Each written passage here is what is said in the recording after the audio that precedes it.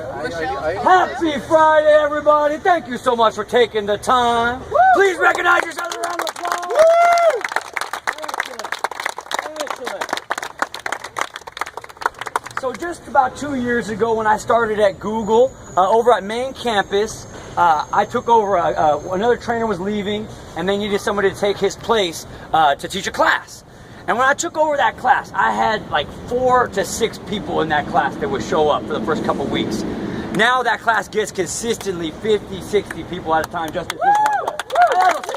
I mean, that's nice, it's great, it's great. But here's the key though, here's the key. So it starts with one person at a time. It starts with one person at a time. There was a young man, when I first started working there, and he would come out before the classes. He was a rugby player, so he was doing his foam roll and things like that. Says, man, you should really come out and check out the class. I think you would really enjoy it. It'll help you out with your sport. And he might as well have just said, go ahead and read between the lines right here.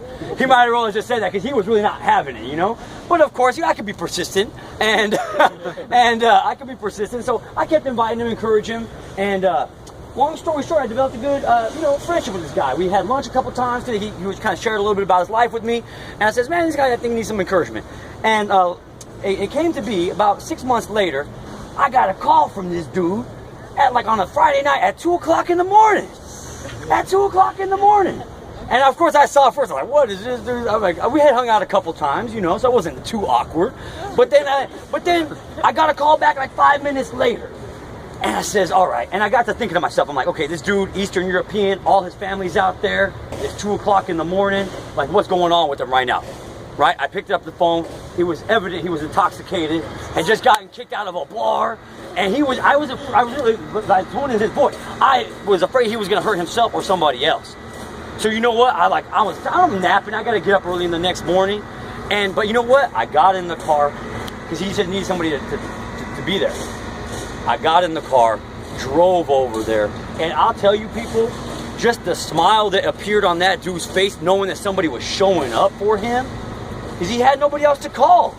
So now that man is one of my best friends in the world. One of my best friends in the world. So my encouragement to you today is I want y'all to be a 2 a.m. friend. I want y'all to be a 2 a.m. friend. And here's the question. And here's the question you got to ask yourself. Who in my life needs a 2 a.m. friend? And are you going to be that person for them? Bring it in.